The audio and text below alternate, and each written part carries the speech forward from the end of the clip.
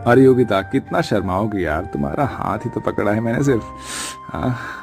तुम्हें तो पता है कि मुझे ये सब शादी से पहले बिल्कुल भी ठीक नहीं लगता। और वैसे भी हम पब्लिक प्लेस में हैं। तुमसे कब से कह रही हूँ कि हमें अपनी फैमिली में एक दूसरे के बारे में बता देना चाहिए। अरे बाबा, मैंने ऑलरेडी तुम्हारे बारे में अपने घर वालों को बता दिया है यार, अब तो बस तुम्हारी बारी है। तुम सच कह रहे हो? I love you Aarav. मैं आज ही अपने मम्मी पापा से बात करती हूँ। योगिता आरव एक दूसरे के साथ पिछले 2 सालों से रिलेशनशिप में थे। योगिता थोड़ी शर्मीली किस्म की लड़की थी, इसलिए आज तक उसने कभी भी आरव को ठीक से गले तक नहीं लगाया। दोनों ही एक दूसरे के बारे में अपने माता पिता से बात करते हैं और कुछ ही समय में उनकी शादी हो जाती है। आरव, तेरी चॉइस तो बढ़िया है यार। अगर मैं भी तेरी जगह होता ना, तेरी जैसे जवान होता, तो बिल्कुल योगिता बहू जैसी लड़की से ही शादी करता। अरे जैसे ही क्यों, मैं तो योगिता से ही शादी कर लेता। अपने गृह प्रवेश पर अपने ससुर के मुंह से ऐसी बात सुनकर योगिता को काफी अजीब महसूस होने लगता है, लेकिन वो इस बात पर ज्यादा ध्यान नहीं देती। अब आरव और योगिता अपने कमरे में चले जाते हैं और एक दूसरे के साथ काफी अच्छा वक्त बिताते हैं। और आज योगिता का उसके ससुराल में पहला दिन होता है। योगिता अपने कमरे में तैयार हो रही होती है कि तभी योगिता की नंद प्रिया उसके कमरे में आती है। ओ भाभी, इस रेड साड़ी में तो काफी सुंदर लग रही हो। आपको पता है ना कि भैया का फेवरेट कलर रेड है। कहीं वो आपको इस साड़ी में देखकर दोबारा से सुहागरात मनाने के मूड में ना आ जाए। वैसे कैसी रही आपकी फर्स्ट नाइट? प्रिया, ये सब तुम कैसी बातें कर रही हो? मैं तुम्हारी भाभी हूँ, कोई सहेली तो नहीं। भाभी, ये तो बस नॉर्मल है। बताइए ना, क्या क्या किया आपने रात में? आने वाले कुछ समय में मेरी भी शादी हो जाएगी। आप क्या अपनी नंद को टिप्स नहीं देंगी? भगवान, ये कैसी ठरकी नंद मिली है मुझे। भला अपनी भाभी से कोई इस तरह बेशर्मी से बात करता है क्या?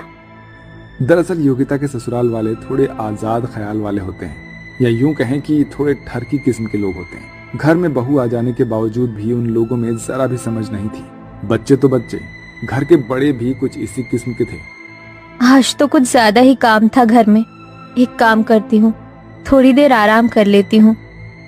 घर का सारा काम खत्म करके योगिता अपने कमरे में आराम कर रही होती है कि तभी योगिता का देवर दिनेश बिना अपनी भाभी के कमरे का दरवाजा खटखटाए उसके कमरे में आ जाता है, जिसे देखकर योगिता अचानक से हिचकिचाते हुए घबरा कर उठती है। अरे दिनेश, तुम ऐसे अचानक कमरे में कैसे चले आए? तुम्हें दरवाजा खटखटा कर आना चाहिए था ना। भाभी, मैं कोई पराया मर्द थोड़ी ना हूँ, आपका देवर हूँ भाई है? और देवर तो भाई के समान होता है ना। वो तो मैं आपसे कहने आया था कि शाम को मेरे कुछ दोस्त आ रहे हैं, तो आप ना उनके लिए कुछ स्नैक्स वगैरह तैयार कर दीजिएगा। अपने ससुराल वालों की ऐसी हरकत योगिता को बिल्कुल भी पसंद नहीं आ रही होती है। ऐसे ही एक दिन, योगिता बहू, अब तो तुम्हारी शादी को काफी समय हो गया है, तो कब दादा दादी बना रही हो हमें? माँ जी, सामने ससुर जी बैठे हैं और आप उनके सामने ऐसी बातें कर रही हैं। तो क्या हुआ बहू, वैसे भी अमरावती बहू की माँ बनने की उम्र थोड़ी ना है, अभी तो उन्हें एंजॉय करना है। वैसे तुम एक दूसरे के साथ अच्छा वक्त बिता पाते हो ना। मेरा मतलब तुम्हारे बगल वाला कमरा ही हमारा है। वैसे कल रात तो तुम्हारे कमरे से बहुत आवाजें आ रही थी, हैं? लगता है बहू बेटे में कुछ ज्यादा ही प्यार हो रहा है। अपने ससुर की ऐसी बातें सुनकर योगिता शर्म के मारे पानी पानी हो जाती है और भागते हुए अपने कमरे में चली जाती है। भगवान, ये कैसा ठरकी ससुराल मिला है मुझे। एक से एक ठरकी लोग हैं यहाँ पर। भला बहू से कोई ऐसी बात करता है? कहाँ फंस गई मैं इन लोगों के बीच में। आरव बिजनेस के सिलसिले में घर के बाहर ही रहता था, जिसके चलते योगिता आरव को इन चीजों के बारे में बता नहीं पाती थी।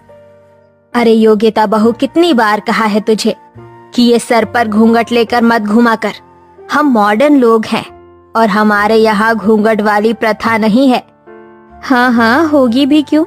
मॉडर्न के साथ साथ ये लोग ठरकी भी जो हैं। माँ जी, वो मुझे घूंघट में ही सही लगता है। बिना घूंघट के मुझे काफी अजीब लगेगा। एक बार तू ये घूंघट हटाकर तो देख, बहुत सुंदर लगेगा। अमरावती अपनी बेटी प्रिया के साथ योगिता को जबरदस्ती कमरे में ले जाती है और उसे साड़ी के बजाय एक वन पीस पहना देती है। वाह भाभी, आप कितनी हॉट लग रही हो। माँ जी, प्रिया, मुझे